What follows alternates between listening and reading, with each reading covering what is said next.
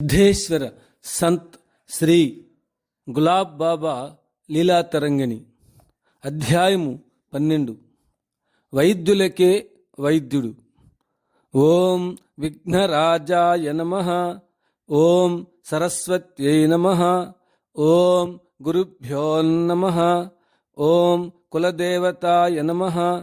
ఓం సమర్థ సద్గురు గులాబ్ బాబాయ నమః. ఆయుర్వేద శాస్త్రంలో రోగాలకు కారణాలు 2 రకాలుగా చెప్పబడ్డాయి. ఒకటి దృష్టాపచారజమని, రెండవది అదృష్టాపచారజమని. ఈ జన్మలో చేసిన పాపకర్మల వలన ఉత్పన్నమైన రోగాలు దుష్టాపచారజములని, పూర్వజన్మ కృత కర్మలచే కలిగిన రోగాలు అదృష్టాపచారజములని అంటారు. వీటికి ఉపశమనంగా ఔషధ సేవ, దానం, జపం, దేవతార్చన, హోమం మొదలైనవి చేయవలసి ఉంటుంది. జన్మాంతర కృతం పాపం వ్యాధి రూపేణ బాధతే తచ్చాంతి ఔషధైర్దానై జప హోమ సురార్చనై. ఈ చికిత్సను దైవ వ్యాపాశ్రయ చికిత్స అని చెప్తారు. ఒక్కొక్కసారి జీవుల ప్రారబ్ధం బలీయంగా ఉన్నప్పుడు ఈ పై చెప్పినవి పనిచేయకపోయినట్లయితే సద్గురువులను ఆశ్రయించవలసి ఉంటుంది. వారు తమ తపశ్శక్తి ప్రభావం చేత మన దేహగతమైన ప్రకృతి శక్తులను ప్రభావితం చేసి దుస్సాధ్యమైన రోగాలను కూడా నివారించగలరు. అంతేగాక భక్తుల బాధలను తామే స్వీకరించి అనుభవించిన సంఘటనలు శ్రీ సాయిబాబా మొదలైన మహాత్ముల చరిత్రలలో గమనించవచ్చు.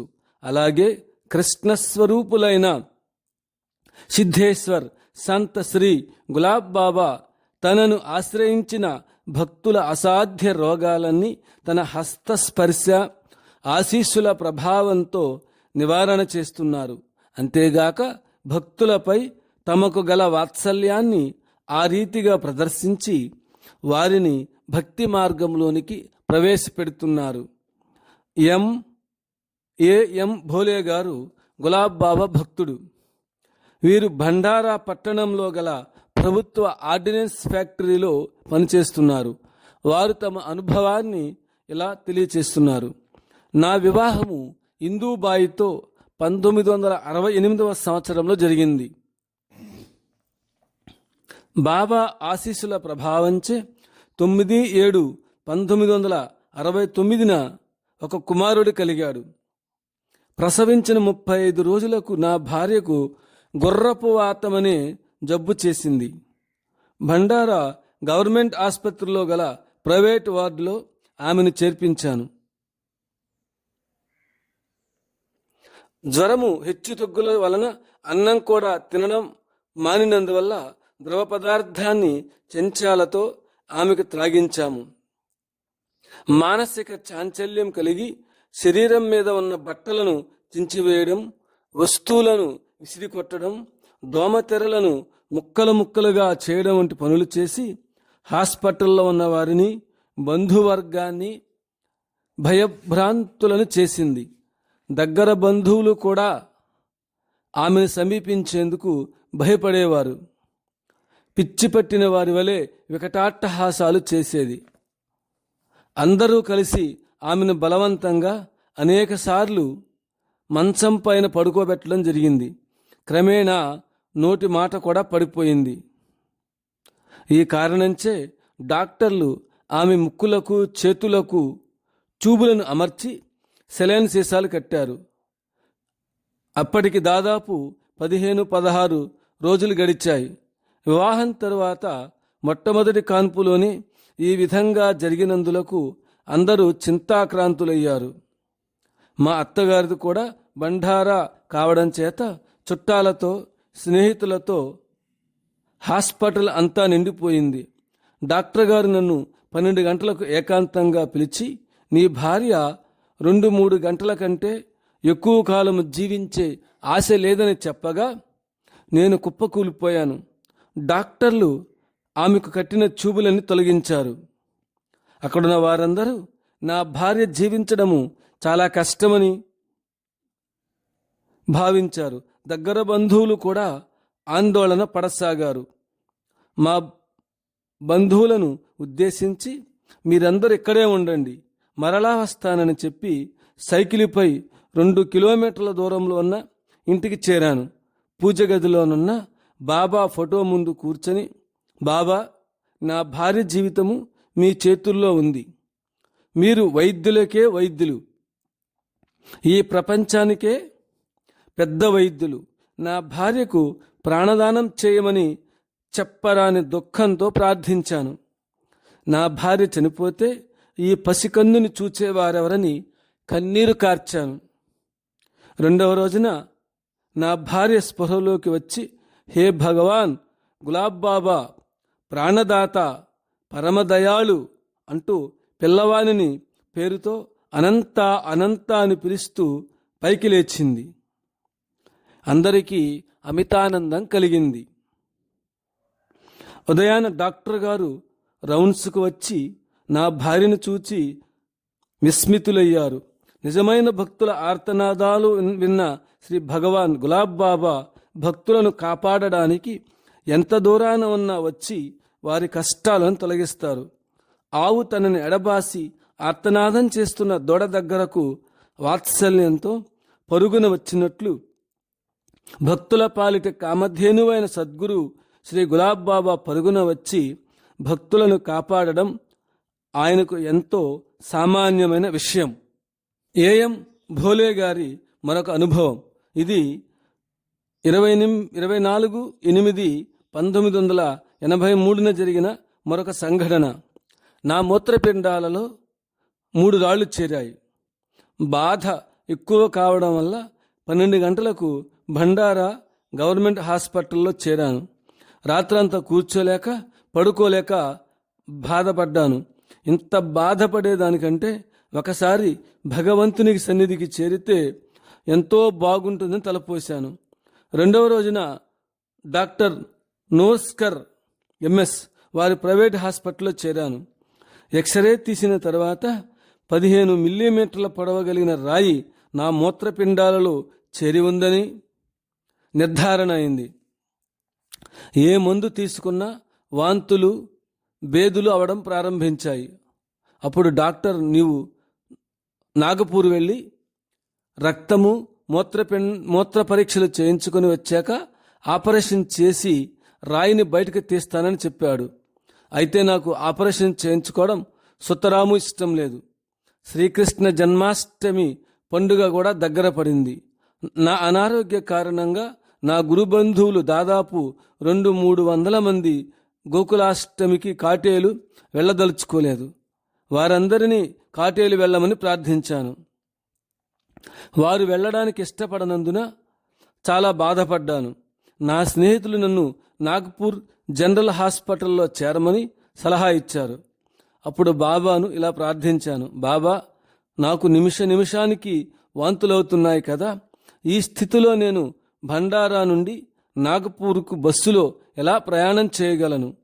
కాటేలులోనున్న బాబా నా ప్రార్థన విని నా బాధను స్వీకరించాక బాబాకు వాంతులు బేదులు ప్రారంభమయ్యాయి. ఆ సమయంలో సాగర్ వాస్తవ్యులైన అమర్నాథ్ జైన్ ఎంబీబీఎస్ ఎండి బాబా పక్కనే కూర్చొని ఉన్నారు. బాబా, మీకు ఏమైందని డాక్టర్ అడిగారు. బాగాలేదని బాబా చెప్పారు. బాబా గారికి రాత్రంతా బేదులు వాంతులు అవుతూ నిద్రపోలేదని డాక్టర్ జైన్ నాగపూర్లు అందరికీ చెప్పారు. బేదులు వాంతులు తగ్గాక నేను నాగపూర్కు బస్సులో బయలుదేరి జనరల్ హాస్పిటల్లో చేరాను. నా బాధను స్వీకరించిన తరువాతనే నాగపూర్ రాగలిగాను. సీనియర్ డాక్టర్ ఎన్కే దేశ్ముఖ్ గారు నన్ను పరీక్ష చేసి హాస్పిటల్లో 15 రోజులు ఉండాలని చెప్పారు. ఆపరేషన్ చేయించుకోవడం ఇష్టం లేనందున కాటేలుకు పోతున్న 3 భక్తులకు నా పరిస్థితిని బాబాకు మనవి చేయమని చెప్పాను. వారు కాటేలు వెళ్ళి నా బాధలను బాబాకు వివరించగా బాబా ఒక టెంకాయ, కుంకుమ, విభూదిని వారి చేత నాకు పంపారు. నన్ను వెంటనే హాస్పిటల్ నుండి డిశ్చార్జ్ చేస్తారని బాబా ముందుగానే వారితో చెప్పి పంపారు. 4వ రోజున నన్ను డాక్టర్లు డిశ్చార్జ్ చేసి 15 రోజులకు మందు, కడుపు శుభ్రతకు 3 దినాలకు సరిపడు మందు కూడా ఇచ్చారు. 15 రోజుల తర్వాత మరలా నేను హాస్పిటల్కి వెళ్ళాను. ఐవీపీ తీసుకున్నాక 8-10 ఎక్స్రేలు తీశారు. బాబా ఇచ్చిన ప్రసాద ఫలితంగా ఆ రాయి నా మూత్రపిండంలో నుండి మూత్రనాళంలోకి 1 అంగుళం కిందికి వచ్చింది. డాక్టర్ గారు చూసి ఆశ్చర్యచకితులయ్యారు. అప్పుడు డాక్టర్ గారు నాతో, నీకు పెద్ద ఆపరేషన్ చేయవలసిన అవసరం లేదు, చిన్న ఆపరేషన్ చేస్తే సరిపోతుందని అన్నారు. హాస్పిటల్ నుండి నేరుగా నాగపూర్లో ఉన్న బాబా దగ్గరికి వచ్చాను. బాబా నన్ను చూసి ఆ రాయి ఎక్కడైతే ఉందో ఆ స్థానాన్ని తన చేతులతో చూపారు. 2 రోజుల తర్వాత హాస్పిటల్కి వెళ్ళాను. 2వసారి ఎక్స్రే తీశారు. ఆ రాయి కొద్దిగా కిందికి వచ్చిందని ఎక్స్రే వల్ల వెల్లడైంది. సెలైన్ బాటిల్స్ కడితే రాయి బ్లాడర్లోకి రాగలదని తలచి డాక్టర్లు నాకు 6-7 సెలైన్ బాటిల్స్ కట్టి మరలా ఎక్స్రే తీసి చూశారు. కానీ రాయి ఇదివరకు ఉన్న స్థానంలోనే ఉంది. బాబా ఆశీస్సుల ప్రభావంచే ఆ రాయి జరుగుతూ బ్లాడర్కు 1 అంగుళం పైన ఉంది. ఆ రాయి ఏ క్షణంలోనైనా బ్లాడర్ దగ్గరకు రాగలదని డాక్టర్లు ఊహించి నన్ను హాస్పిటల్లో చేరమన్నారు. 1983 సంవత్సరంలో షోలాపూర్ నుండి పండరీపురం వరకు బాబా చాలామంది భక్తులతో పాదయాత్ర చేయబోతున్నారని తెలిసి ఆ యాత్రలో పాల్గొనాలని చాలామంది భక్తులతో బాబా పాదయాత్ర చేయబోతున్నారని తెలిసి ఆ యాత్రలో పాల్గొనాలని గట్టిగా సంకల్పం చేసుకున్నాను. కానీ ఆ సమయంలో 24 గంటల పర్యంతం నొప్పులతో బాధపడుతున్నాను. డాక్టర్ హాస్పిటల్లో చేరమని చెప్పినా వారి సలహా పాటించక నాగపూర్ నుండి నేరుగా మన్మాడు వచ్చాను. బాబాతో కలిసి పాదయాత్ర చేసే అదృష్టం ఈ జన్మలో కలగకపోవచ్చుననే భావనతో నా బాధను లెక్క చేయకుండా వచ్చేశాను. పాదయాత్ర 2వ రోజు ఉదయం 4 గంటలకు పూజనీయ బాబా సంకేతంతో పాదయాత్ర 2వ రోజు ఉదయం 4 గంటలకు పాదయాత్ర 2వ రోజు ఉదయం 4 గంటలకు పూజనీయ బాబా సందేశంతో రాయి ఎక్కడుందో మరలా తెలియజేశారు. మేము బాబాతో కలిసి 100 కిలోమీటర్లు పాదయాత్ర చేశాము. ఆ తర్వాత బాబాతో గుల్బర్గా, చితాపూర్, గాణగాపూర్ మొదలగు ప్రదేశాలకు వెళ్ళాను. బాబా 13-14 సంవత్సరముల ప్రాయంలో చితాపూర్ గ్రామం వచ్చి సాధు సంతులకు సేవ చేసినట్లు తెలియవచ్చింది. అక్కడ మేము కలిసిన భాగీరథీబాయ్ 101 సంవత్సరాల వయస్సు, రుక్మిణీబాయ్ 80 సంవత్సరాల వయస్సు, నర్మదాబాయ్ 70 సంవత్సరాల వయస్సు, సోనాబాయ్, కాశీబాయ్ మొదలగు వారు బాబా గారి చిన్ననాటి సంఘటనల గూర్చి చెప్పగా వారి సంభాషణలను టేప్ రికార్డ్ చేశాం. 21 రోజుల యాత్ర పూర్తయ్యాక హాస్పిటల్కు వచ్చి డాక్టర్ను కలిశాను. డాక్టరు నానా చెవాట్లు పడితే ఇలా అన్నారు, ఆరోగ్యం లెక్క చేయకుండా పరిగెత్తేవానికి మేమేమి చికిత్స చేయగలం? అప్పుడు నేను డాక్టర్తో, ఇప్పుడే యాత్ర నుండి తిరిగి వచ్చాను, ఇంటికి వెళ్ళి భార్యా బిడ్డలను చూచివచ్చేందుకు 2 రోజులు సెలవు ఇప్పించమని ప్రాధేయపడ్డాను. సీనియర్ సర్జన్ కోపంతో, బాధ నీకు కదా, 2 రోజుల్లో వస్తే నాకేం, 2 సంవత్సరాలకు వస్తే నాకేం అని కసురుకుంటూ, ఒకవేళ నీవు మరలా ఇక్కడికి వచ్చినా ట్రీట్మెంట్ చేయనని ఖచ్చితంగా చెప్పారు. డాక్టర్ అన్న మాటలను లెక్క చేయకుండా జవహర్ నగర్కు వచ్చేశాను. ఈ పరిస్థితుల్లో నీవే దిక్కని ఆర్తితో బాబాను ప్రార్థించాను. 21/1984 నుండి 22/1/1984 వరకు మూత్రం పోయేటప్పుడు ఎంతో బాధ కలుగుతుండేది. 23/1/84 సాయంత్రం మూత్రం వస్తున్నప్పుడు రాయి వస్తూ మధ్యలో ఆగిపోయేది. ఈ కారణం చేత మూత్రం వచ్చేందుకు ఆటంకం కలిగేది.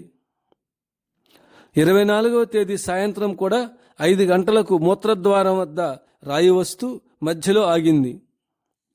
జనవరి నెలలో ఒక రోజున 2-3 గ్లాసుల నీరు త్రాగినా మూత్రము ఒక్క బొట్టు కూడా రాలేదు.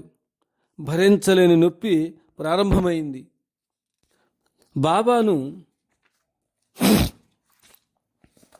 ప్రార్థిస్తూ ఈ బాధను తట్టుకునే శక్తిని ప్రసాదించమని వేడుకున్నాను. 6 నెలల తరువాత బాబా కృపా కటాక్షం వల్ల ఆపరేషన్ లేకుండానే ఆ రాయి అప్రయత్నంగా బయటకు వస్తున్నప్పుడు అబ్బా అని ఒక్కసారి నిట్టూర్పు విడిచాను. బయటకు వచ్చిన రాయి ఈ రోజు వరకు నా దగ్గరే ఉంది. భక్తుల ప్రారబ్ధాన్ని తానే స్వీకరించి కాపాడే కారుణ్యమూర్తి బాబా. నా విషయంలోనే కాక వేలాది మంది భక్తుల జీవితాల్లో కూడా ఇలాంటి సంఘటనలు కోకొల్లలుగా జరిగాయని చెప్పడం అతిశయోక్తి కానేరదు. సర్కిల్ ఇన్స్పెక్టర్ శ్రీ డాములే అసేగాంలో సర్కిల్ ఇన్స్పెక్టర్గా పనిచేసిన శ్రీ డాములే కుటుంబ కారణాల వల్ల ఆత్మహత్య చేసుకోవాలని ఇండ్రిన్ మందు ఎక్కువ మోతాదులో త్రాగారు. అతని భార్య శ్రీమతి డాములే తన మాంగల్యం కాపాడమని బాబా ఫోటో ముందు కూర్చొని దినాతి దీనంగా ప్రార్థించింది. వెంటనే డాములే త్రాగిన ఎండ్రిని మందును వాంతి చేసుకోవడం జరిగింది. ఎంతో దూరంలో ఉన్న బాబా తన భక్తుని ఆపద నుండి కాపాడుటకు ఆ విషాన్నంతా లాక్కున్నాడు. బాబా శరీరము నల్లగా మారి చాలా బాధపడ్డారు. అయితే డాములే గారికి ఎలాంటి ట్రీట్మెంట్ లేకుండా బాబా అతన్ని ప్రాణాపాయం నుండి కాపాడారు. ఈ విధంగా తన భక్తురాలి మాంగల్యాన్ని కాపాడారు. శ్రీమతి డామ్లే ఇలా అంటుంది, భారత నారికి మాంగల్యం కన్నా మించిన దైవము ఏదీ లేదు కదా. ఆమె బాబా సన్నిధియే ఒక వైద్యాలయము. ఈమె భర్త రిటైర్డ్ అయి ప్రస్తుతం నాగపూర్లో ఉంటున్నారు. పండిట్ అవధ్ చౌరాహు వైద్యరాజ్ హెర్దేవర్కర్, దమో జిల్లా, మధ్యప్రదేశ్. డాక్టర్ పండిట్ చౌరాహుజీ మధ్యప్రదేశ్లో ప్రసిద్ధి చెందిన డాక్టర్. ఉదర సంబంధమైన వ్యాధులను నివారణ చేయడంలో గొప్ప నిపుణులు. తన వద్దకు వచ్చే వేలాది మంది రోగులకు ఉచితంగా వైద్యం చేసి వారి వ్యాధులను నివారణ చేస్తారు. వైద్యము, జ్యోతిష్యము, విద్య అనే మూడింటిని ఉచితంగా చేస్తేనే ఎక్కువ ఫలితాలను ఇస్తాయని శాస్త్రవాక్యాలు రుజువు చేస్తున్నాయి. అట్టి శాస్త్రవాక్యాలను శ్రీ చౌరాహుజీ గారు సార్థకం చేసుకున్నారు. తన అనుభవాన్ని ఇలా తెలియచేస్తున్నారు. మా తండ్రి గారి వయస్సు 109 సంవత్సరాలు. ప్రతి సంవత్సరము శివరాత్రి పండుగకు కాటేలుకు వెళ్ళి వచ్చేవాళ్ళము. ఈ పండుగకు కొద్ది రోజుల ముందు మా తండ్రి గారికి అకస్మాత్తుగా అస్వస్థత కలిగింది. నా వైద్యము వారికి పనిచేయలేదు. ఏమీ చేయడానికి తోచలేదు. బాబా తప్ప మా నాన్నను కాపాడే శక్తి ఏ ఔషధానికి లేదని స్ఫురించిన వెంటనే నా తండ్రిని కాపాడమని బాబాను ప్రార్థించాను. బాబా భౌతికంగా దర్శనమిచ్చి అమృతకొండపు నీటిలో ముంచిన ఒక పువ్వును ఇచ్చి దానిలో కొద్ది భాగాన్ని వారి నోట్లో వేయమని చెప్పారు. అలానే చేసి బాబా నామాన్ని స్మరించాను. నా కళ్ళను నేనే నమ్మలేకపోయాను. మా నాన్న అంత బాధలో ఉన్నా పైకి లేచి, నా ఒంట్లో ఏ మందు వేశావు అని ప్రశ్నించారు. బాబా ఇచ్చిన పువ్వును నోట్లో వేశానని చెప్పాను. వారు నన్ను వెంటనే కాటేలు తీసుకువెళ్ళమని కోరారు. ప్రయాణంలో ఏమైనా జరుగుతుందేమోనని భీతి చెందాను. కానీ ప్రయాణంలో ఏమీ జరగలేదు. ఆయనతో కలిసి శివరాత్రికి కాటేలు వెళ్ళాను. మా తండ్రి గారిని చూచి బాబా ఇలా అన్నారు, నీ ఆరోగ్యం కుదుటపడింది కదా, బాగుందని మా నాన్న చెప్పారు. శ్రీ చౌదరి గోపీచంద్ అనిల్ కుమార్, దమో, మధ్యప్రదేశ్. చౌదరి గారు తన అనుభవాన్ని ఇలా చెప్తున్నారు. వీరు గులాబ్ బాబాను నా గిరిధర గోపాలుడు అంటారు.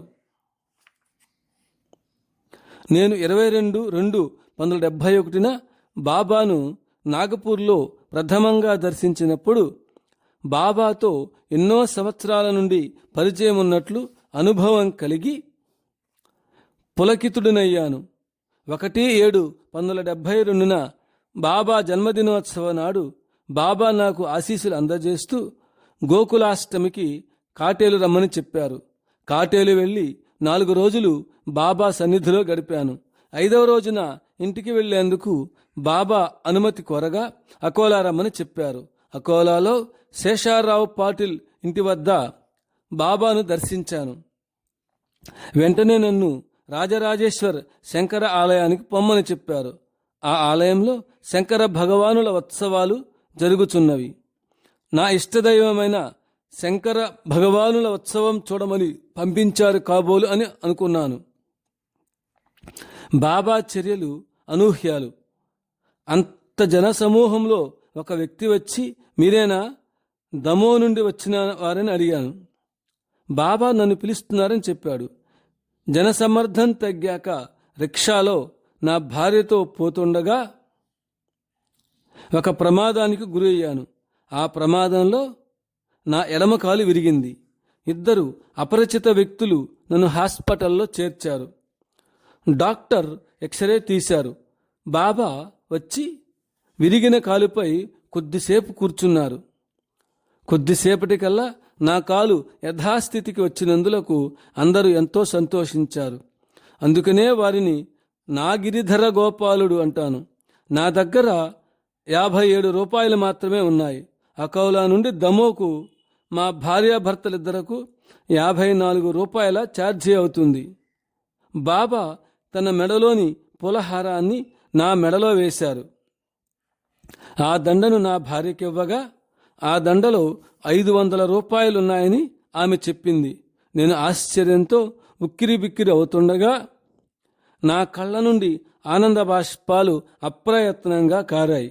బాబా సర్వజ్ఞులు కాన నా దగ్గర డబ్బు లేదని తెలిసే హాస్పిటల్ ఫీజు చెల్లించడానికి, ప్రయాణపు ఖర్చులకు అంత పైకము ఇచ్చి వెళ్లారని ఈ లీల ద్వారా నాకు తెలిసింది. Shrimati major Devendra Prakash Mohini. Shri major Devendra Prakash China, Pakistan యుద్ధాలలో ఉత్తమ సేవ చేసి కీర్తి ప్రతిష్టలు గడించారు. కొంతకాలం టెరిటోరియల్ ఆర్మీలో కూడా పనిచేశారు. ప్రస్తుతం టాటానగర్ స్టీల్ పైప్స్ కంపెనీలో చీఫ్ సెక్యూరిటీ ఆఫీసర్గా పనిచేస్తున్నారు. ఆయన భార్య గొప్ప దేవి ఉపాసకురాలు, దైవశక్తులు కలిగిన మహాభక్తురాలు. ఆమె గులాబ్ బాబాను కృష్ణ భగవానునిగా గుర్తించింది. ఆమె తన అనుభవాన్ని ఇలా తెలియచేస్తున్నది. ఒకనాడు 60 సంవత్సరాల వృద్ధ ఫకీరు మా ఇంటికి వచ్చారు. అతని గొంతుకు క్యాన్సర్ వచ్చింది. నాగపూర్ కాలేజీ హాస్పిటల్ పేషెంట్గా చేరాడు. వ్యాధి తగ్గనందున బొంబాయి టాటా మెమోరియల్ క్యాన్సర్ ఇన్స్టిట్యూట్లో చేరడానికి ఒక రికమెండేషన్ లెటర్ మెడికల్ కాలేజీ వారు అతనికి ఇచ్చారు. ఆర్థిక సహాయం కొరకై ఆ ఫకీరు మా ఇంటికి వచ్చాడు. అతని దీన పరిస్థితి చూసి నాకు చాలా జాలి వేసింది. వెంటనే నేను పూజాగృహంలోనికి వెళ్ళి సాంబ్రాణి కడ్డీని వెలిగించి బాబాను ప్రార్థించి దాని నుస్సిని అతని ఛాతీపై స్మరిస్తూ రుద్దాను. అతనికి గులాబ్ బాబా ఫోటో ఇస్తులా చెప్పాను, సర్వులకు వైద్యుడైన శ్రీ గులాబ్ బాబాను నమ్మి సేవించుకోమని చెప్పాను. మరలా 4 రోజుల తర్వాత అతను మా ఇంటికి వచ్చి చాలా వరకు ఉపశమనం చేకూరిందని చెప్పి నాతో ఇలా అన్నాడు, అమ్మా, నేను మరలా హాస్పిటల్కి వెళ్ళి పరీక్ష చేయించుకోగా క్యాన్సర్ వ్యాధి 3 వంతులు తగ్గిందని డాక్టర్లు ఆశ్చర్యంతో చెప్పారు. ఏ డాక్టరు వద్ద ట్రీట్మెంట్ చేయించుకున్నావని అడగ్గా శ్రీ గులాబ్ బాబా ఫోటో వారికి చూపుతూ ఈ డాక్టర్ గారే నయం చేశారని చెప్పాను. ఫకీరు తనకు కలిగిన అనుభవాన్ని ఆమెకి ఇలా వివరించి చెప్పాడు. నేనొక రాత్రి 2 గంటలకు నిద్రలేచి బాబా ఫోటోకు నమస్కరించి సాంబ్రాణి కడ్డీ వెలిగించి నా వ్యాధి పరిస్థితి గూర్చి దుఃఖిస్తూ విన్నవించుకున్నాను. అదేమి చిత్రమో గాని కాలుతున్న సాంబ్రాణి పుల్ల విరిగి ఫోటోలో ఉన్న బాబా కాళ్లపై పడింది. మరుక్షణమే అదే రాత్రి ఒక వృద్ధ ఫకీరు నా మనోనేత్రానికి దర్శనమిచ్చి నీ వ్యాధి పూర్తిగా తగ్గిపోతుందని చెప్పి అదృశ్యమయ్యారు. ఆ ఫకీరు ఆమెకు కృతజ్ఞతలు తెలిపి వెళ్ళిపోయాడు. బాబా కాలుపై అకస్మాత్తుగా వ్రణం లేచిందని కాటేలు నుండి మోహిని గారికి టెలిగ్రామ్ వచ్చింది. ఎప్పుడైతే ఫకీరు వెలిగించిన సాంబ్రాణి కడ్డీ ఫోటోలోని బాబా కాళ్లపై పడిందో అదే సమయంలో కాటేలులో ఉన్న బాబా కాలికి వ్రణం ఏర్పడిందని శ్రీమతి మోహిని టెలిగ్రామ్ను బట్టి అర్థం చేసుకుంది. సుధీర్ మహత్రే, ఘట్కోఫర్, ముంబై.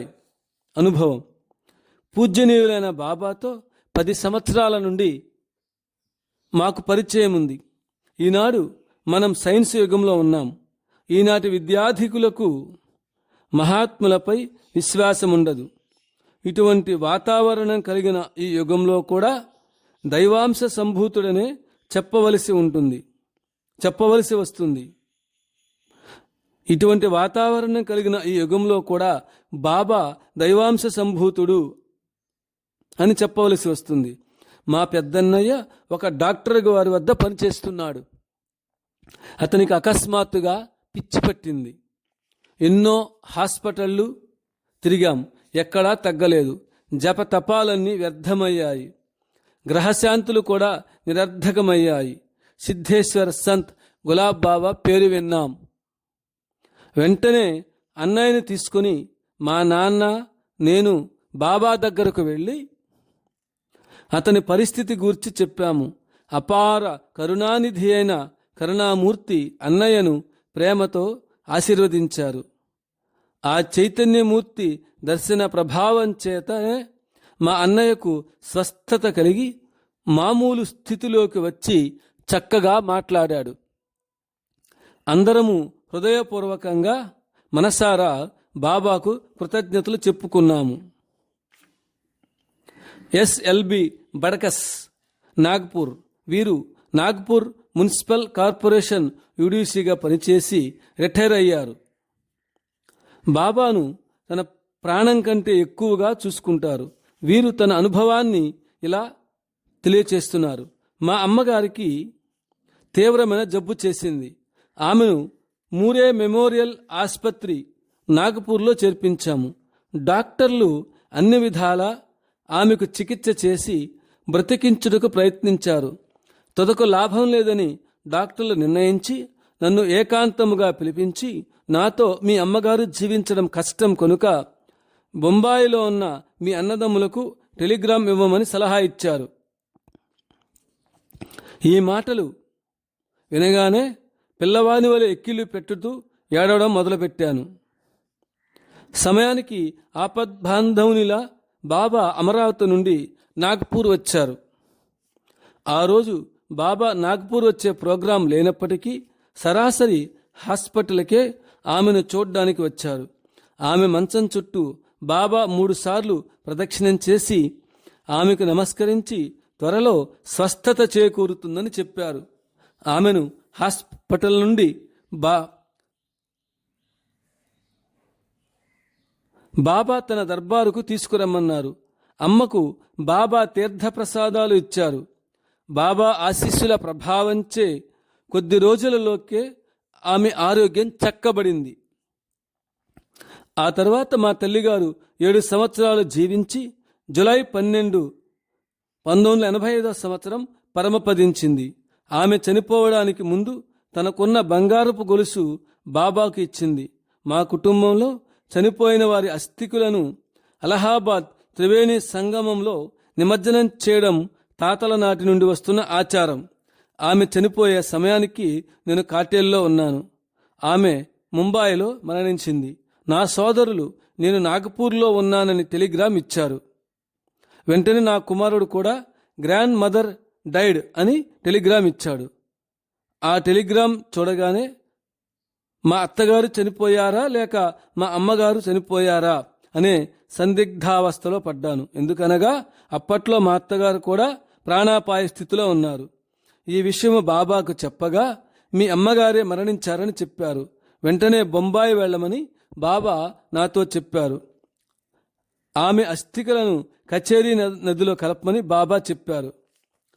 ఆమె అస్థికలను కచేరీ నదిలో నిమజ్జనం చేయడానికి మా కుటుంబ సభ్యులు ఒప్పుకుంటారో లేదో అని సందేహిస్తూ బాబా మాటలను మా సహోదరులకు చెప్పాను. అందరూ సంతోషంతో అంగీకరించారు. ఆమె అస్థికలను కచేరీ నదిలో శాస్త్రోక్తంగా నిమజ్జనం చేయడం జరిగింది. పాము కాటుకు గురైన వ్యక్తి ఒకరోజు ఒక భక్తుణ్ణి పాము కరిచింది. అతనికి ప్రాణం పోయే పరిస్థితి వచ్చింది. వెంటనే అతని బంధువులు బాబా దగ్గరకు తీసుకొచ్చారు. పాము విషాన్ని గరల కంఠుని వలె పీల్చి మింగి ఆ భక్తుణ్ణి మృత్యుదేవత కోరల నుండి రక్షించారు బాబా. ప్రపంచ ప్రసిద్ధి గాయకురాలు లతా మంగేష్కర్ గులాబ్ బాబా 1980వ సంవత్సరంలో సంత్ షితౌలి బాబా దర్బారుకు వచ్చారు. శ్రీమతి లతా మంగేష్కర్ తల్లికి చాలా జబ్బు చేసింది. బొంబాయిలో ప్రసిద్ధ డాక్టర్ల చేత చికిత్స చేయించారు. ఆమె బ్రతకడం కష్టమని డాక్టర్లు చెప్పగా ఆమెను ఇంటికి తీసుకొచ్చారు. ఆమె అంతిమ శ్వాస పీలుస్తోంది. లతా మంగేష్కర్ చెల్లెలు ఆశా భోంస్లే, తమ్ముడు హృదయనాథ్ మంగేష్కర్ బాబా దగ్గరకు వచ్చి తమ తల్లికి ప్రాణదానం చేయమని ప్రార్థించారు. నాదబ్రహ్మ అయిన బాబా కళాకారులంటే ఎంతో వాత్సల్యం చూపుతారు. 3-4-80న లతా మంగేష్కర్ గృహానికి వచ్చి ఆమెపై దృష్టిని ప్రసరించి ఆశీస్సులు వర్షింపచేసి ఆమెకు స్వస్థత చేకూర్చారు. అప్పటి నుండి లతా మంగేష్కర్ కుటుంబ సభ్యులంతా బాబా భక్తులయ్యారు. ఈ ఆనందోత్సాహాన్ని పురస్కరించుకొని లతా మంగేష్కర్ తమ్ముడు చెల్లెలు తమ సంగీత కళాపాటవాన్ని ప్రదర్శించి బాబా అభిమానాన్ని చూరగొన్నారు. లతా మంగేష్కర్ గూర్చి ఇంకొక అధ్యాయంలో పాఠకులు చదవగలరు. టాకర్ఖేడా ఆశ్రమంలో లతా మంగేష్కర్ బాబా పాదాలకు నమస్కారం చేస్తున్న ఫోటో గమనించగలరు. శ్రీమతి రాజకుమారి ప్రభావతి దేవాస్ మధ్యప్రదేశ్ రాజుగారి కుమార్తె. రమణ మహర్షి చేత ఆదరించబడి వారి ప్రేమకు పాత్రులైన మహాభక్తురాలు, మంచి వక్త.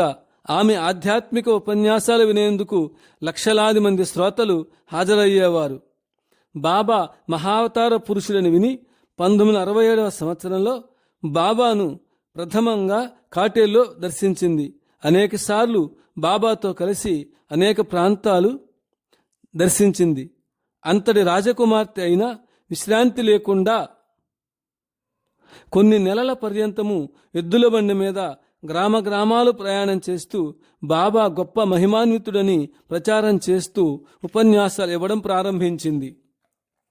1987వ సంవత్సరం నవంబరు నెలలో బాబా వీపు మీద ఒక గడ్డ ఏర్పడింది. జ్వరపీడితుడై కొన్ని రోజులు అస్వస్థత చెందారు. బాబా భక్తుల జబ్బులు స్వీకరించి అస్వస్థత పొందడం పరిపాటి. క్రమేణా బాబా తన బాధ నుండి నివృత్తి పొందారు. ఎందుకు అంత భరించరాని బాధను పొందారో నాగపూర్లో దీపావళి పండుగ తర్వాత బాబా భక్తులందరికీ చెప్పారు. ఆమె భర్త గూర్చి బాబా చెప్పడం ప్రారంభించగానే ఆమె ఏడవడం ప్రారంభించింది. బాబా తన భర్త జబ్బును స్వీకరించి తన మాంగల్యం నిలబెట్టారని అందరితో చెప్పింది. అంతకుముందు ఆమె భర్త బతకడం కష్టమని డాక్టర్లు చెప్పారు. జ్యోతిష్కులు కూడా తన భర్త మరణావస్థ గూర్చి ముందుగానే తెలియచేశారు. బాబా స్వయంగా కృష్ణ భగవానుడే అని స్పష్టపరిచింది. నిజమైన భక్తులు కష్టాలను కలలుగా భావించి సద్గురుని ఆశ్రయించి సేవించి తరించాలి. మహాత్ములు తన భక్తుల ప్రారబ్ధాన్ని స్వీకరించి వారి కష్టాలను సుఖాలుగా మార్చుతారు. చంబారన్ గవాలా వీరు రామతీర్థ గ్రామ నివాసి. ఎన్నో సంవత్సరాల నుండి బలీయమైన ప్రారబ్ధ ప్రభావం వల్ల క్షయవ్యాధితో బాధపడ్డారు. రాత్రిళ్ళు కొద్దిసేపు కూడా దగ్గు బాధ వల్ల అతనికి నిద్ర పట్టేది కాదు. ఎన్ని హాస్పిటల్ తిరిగినా, ఎన్ని మందులు సేవించినా ఫలితం శూన్యమైంది. నిరాశతో జీవితాన్ని గడుపుతున్న రోజుల్లో దిక్కులేని వానికి దేవుడే దిక్కన్నట్లు బాబా గారిని శరణు పొందాడు. బాబా ఆశీస్సులు పొందిన కొంతకాలానికి క్షయవ్యాధి నుండి విముక్తుడయ్యాడు. రామోజీ రాహే నందూలాల్ అనేక సంవత్సరాల నుండి పక్షవాతంచే రోజురోజుకి క్షీణించసాగాడు. బాబాను దర్శించి తన బాధను చెప్పుకున్నాడు. బాబా అతని శరీరాన్ని మృదువుగా నిమిరి రోగ విముక్తిని గావించారు. శ్రీ భలేరావు కాళ్లకు పక్షవాతం వచ్చి మంచాన పడి రోగగ్రస్తుడయ్యాడు. బాబా ప్రసాదము సేవించడం వల్ల కాళ్లకు యథాప్రకారం శక్తి కలిగి నడవడమే కాకుండా సంపూర్ణ ఆరోగ్యవంతుడయ్యాడు. నైతీన్ బాయ్ దలాల్ పార్లే సాకోరి గోదావరి మాత భక్తుడు. వీరి స్నేహితుడు కన్నయ్యలాల్ శర్మాల చాలా కాలం నుండి ఉబ్బస వ్యాధితో బాధపడుతున్నాడు. ఎన్నో వైద్యాలు చేయించుకున్నాడు, కానీ వ్యాధి లేశమైనా తగ్గలేదు. సద్గురు గులాబ్ బాబా దర్శనం చేసుకుని తన బాధను ఆర్తితో విన్నవించుకున్నాడు. బాబా అతనిని ఛాతీ మీద చాలాసేపు రుద్దారు. కొద్ది రోజుల్లోనే అతనికున్న ఉపశమ వ్యాధి నివారణ అయింది. ఈ లీలలను బట్టి చూస్తే వైద్యశాస్త్రము విఫలమైన చోట బాబా యొక్క సంకల్పమే మహాశక్తివంతమైన ఔషధంగా పనిచేస్తుందని ఈ సంఘటన స్ఫురింపచేస్తున్నది. శ్రీ రాఠీ గారు 15-16 సంవత్సరాల వయస్సు నుండి బాబాను సేవిస్తున్న మహాభక్తుడు. సద్గురును దర్శించిన తరువాత వారి అనుమతితో ఇంటికి వెళ్ళడం సద్భక్తులు కర్తవ్యంగా భావించాలి. అది శ్రేయస్కరం కూడాను. అతని పోవద్దని బాబా హెచ్చరించినా బాబాతో చెప్పకుండా ఇంటికి బయలుదేరాడు. కానీ మార్గమధ్యంలోనే గుండె నొప్పికి గురి అయ్యాడు. తన తప్పును గ్రహించి మరలా బాబా దగ్గరకు వచ్చి క్షమాపణ కోరాడు. బాబా అతని ఛాతీ మీద తన హస్తాన్ని పెట్టి స్పృశించారు. గుండె నొప్పి తగ్గింది. ఇలాంటి పోలిన సంఘటనయే షిరిడీ సాయిబాబా చరిత్రలో జరిగింది. ఒకసారి ఇమాంబాయ్ అనే భక్తుడు ఇంటికి వెళ్ళడానికి సాయి అనుమతి కోరాడు. శ్రీ సాయి వెళ్ళవద్దని అతను హెచ్చరించారు. బాబా ఆజ్ఞను లెక్క చేయకుండా వెళ్ళిన ఫలితంగా మార్గమధ్యంలో గాలివాన, పిడుగులు, నిప్పు కణాలు ఇత్యాది ఇబ్బందులకు గురయ్యాడు. అయితే సాయి తన భక్తుని తొందరపాటును క్షమించి ప్రకృతి ఉపద్రవం నుండి కాపాడారు.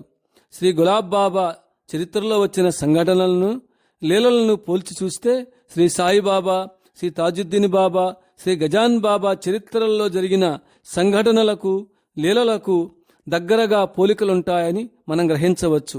ఈ ముగ్గురి అవతార కార్యక్రమాలను శ్రీ గులాబ్ బాబా పూర్తి చేస్తున్నారని వేలాది మంది భక్తుల అభిప్రాయం. శ్రీ తిలక్ అమరావతి నివాసి అయిన శ్రీ తిలక్ చాలా పర్యాయములు హృద్రోగమునకు గురయ్యారు. ఎత్తైన ప్రదేశాలు ఎక్కడంగాని దిగడంగానే కూడదన్నారు డాక్టర్లు. గుండెపోటు 2-3 సార్లు కంటే ఎక్కువ వచ్చినారు, బతుకుట కష్టమంటారు హృద్రోగ నిపుణులు. చాలా సంవత్సరాల నుండి ఈ విషయాన్ని మనోవ్యాధిగా పెట్టుకొని చాలా చిక్కిపోయారు. బాబా భక్తులగడం వలన తన బాధను బాబాతో చెప్పాలని తలంచాడు. గిర్నార్ ప్రాంతానికి వెళ్ళారని తెలుసుకుని గిర్నార్కు పోయి బాబాకు తన కష్టాన్ని చెప్పుకున్నాడు. అప్పుడు దైవ దర్శనం చేసుకోవడానికి గిర్నార్ కొండ ఎక్కమని బాబా అతనితో చెప్పారు. శ్రీ తిలక్కు డాక్టర్లు చెప్పిన మాటలు గుర్తుకొచ్చి ఎక్కడానికి సందేహిస్తూ బాబా ఆజ్ఞను కాదనలేక గిరినార్ కొండ ఎక్కి దేవుణ్ణి దర్శించుకొని బాబాతో పాటు కిందికి దిగి వచ్చారు. అతనికి గుండెపోటు మరల రాలేదు.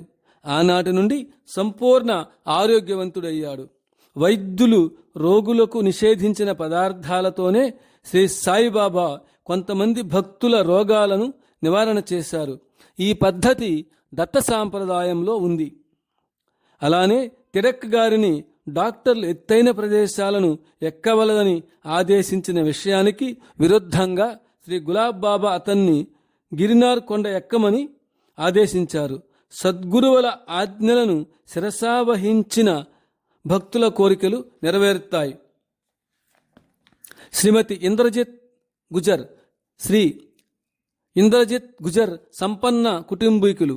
అకస్మాత్తుగా ఉన్నట్లుండి అతని కుమార్తె వనిత జబ్బుపడి మాట్లాడే శక్తిని కోల్పోయి మూగజీవి అయింది. అనేక పెద్ద పెద్ద హాస్పిటల్లో పరీక్షలు చేయించి చికిత్సలు చేయించారు ఆమె తల్లిదండ్రులు. కానీ వారి ప్రయత్నాలన్నీ వృధా అయిపోయాయి. ఆమెకు 2 సంవత్సరాల వరకు మాటలు రాకుండా పోయాయి. నాగపూర్లో మేయో హాస్పిటల్ డాక్టర్లు ఎంతో ప్రయత్నించారు, కానీ లాభం లేకపోయింది. మానవులమైన మనం ఎన్ని ప్రయత్నాలు చేసినా భగవంతుడు తోడునీడగా ఉండి సహాయపడాలి కదా. వారు నిరాశ సాగరం మధ్యన ఈదులాడుతున్న సమయంలో ఒకరోజు ఆ అమ్మాయిని చూడ్డానికి బాబా భక్తుడు ఒకడు వారింటికి వచ్చారు. ఆమె పరిస్థితి గ్రహించి శ్రీ గులాబ్ బాబా దగ్గరకు తీసుకెళ్లమని ఆమె తల్లిదండ్రులకు సలహా ఇచ్చాడు. ఆపద్బాంధవునిలా వచ్చి సమయోచిత సలహా ఇచ్చినందులకు ఆమె తల్లిదండ్రులు అతనికి కృతజ్ఞతలు తెలుపుకున్నారు. పద్మాబాయి తన కుమార్తెను గులాబ్ బాబా వద్దకు తీసుకువెళ్ళి, నా బిడ్డను కాపాడండి బాబా అని ఆర్తితో విలపించింది. అన్నిటికీ భగవంతుడే కాపాడగలరని బాబా ఆమెకు ధైర్యం చెప్పారు. తల్లి కూతురు వరుసగా 8 రోజులు బాబా భజన కార్యక్రమాల్లో పాల్గొన్నారు. కర్మ తీరే రోజు రానే వచ్చింది. ఒకరోజు భజనల బృందం భజనలు చేస్తుండగా వారితో ఆమె శృతి కలిపి పాడడం మొదలుపెట్టింది. భక్త మండలి ఎంతో ఆశ్చర్యచకితులవుతూ సిద్ధేశ్వర సంత్ గులాబ్ బాబా గోపాలకృష్ణ జయహో అంటూ మిన్ను ముట్టినట్లుగా గొంతెత్తి జయ జయధ్వానాలు పలికారు. అందరూ బాబా మహిమను స్తుతించారు. పిచ్చి కుదిరిన కథ. జల్మల్ గ్రామానికి బాబా భక్త మండలితో వెళ్లారు. అక్కడ ఆర్ఎస్ భాటే అనే డిప్యూటీ పోలీస్ సూపరింటెండెంట్ తదితర పెద్దలు దర్శించారు. బాబా అక్కడ ఒక పిచ్చమ్మాయిని చూశారు. అక్కడ వాళ్ళందరూ ఆమె పిచ్చిదని బాబాతో చెప్పారు. ఆ అమ్మాయిని జనాబాయి అనే పేరుతో బాబా సంబోధించారు. ఆమె పేరు నిజంగా జనాబాయే. బాబా ఆమెను పేరుతో పిలవగానే అందరూ ఆశ్చర్యపోయారు. ఆమెను ప్రేమతో పిలిచి దగ్గరకు చేర్చుకొని రేగిన వెంట్రుకలను దువ్వుతూ అభంగాలు పాడమని ఆమెతో చెప్పారు. వెంటనే మనశ్చాంచల్యము పోయిన దానివలే కోకిల కంఠంతో అనేక అభంగాలు పాడింది. అందరూ తన్మయులై ఆమెతో కలిసి పాడారు. బాబా ఆశీస్సుల ప్రభావంచే పిచ్చి కుదిరి ఆరోగ్యవంతురాలైంది.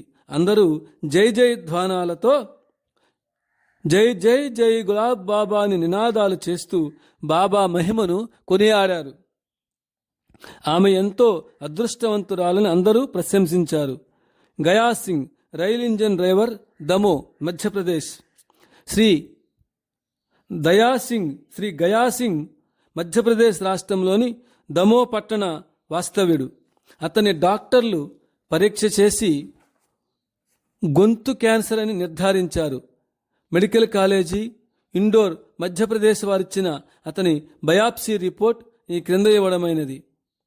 Cancer OPD number 999/82, OPD 8338, register number 3557, age 53 years, occupation locomotive driver, consultancy doctor Manjulal, WB-5/7, ward number 5, bed number 7.